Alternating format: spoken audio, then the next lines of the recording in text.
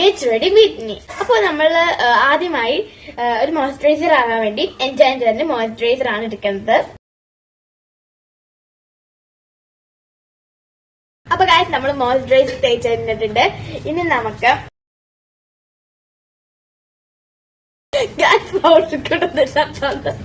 നമ്മള് ബ്ലഷ് ഇടാണ്. ഞാൻ ബ്ലഷ് ഇവിടെ കണ്ടിട്ട് കിട്ടിയില്ല. അപ്പൊ ഇവിടെ ഇടിക്കേണ്ടത് നമുക്ക് അതിന് പകരം ഇത് റെഡിന്റെ ഒരു പൊട്ട ലിപ്സ്റ്റിക്ക് നമുക്ക് ഉപയോഗിക്കാം.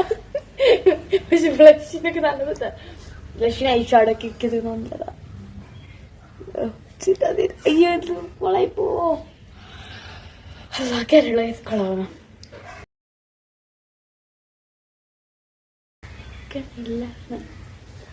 എന്തെങ്കിലും കാണിച്ച ചൊറയില്ലോ ഐഷാഡ്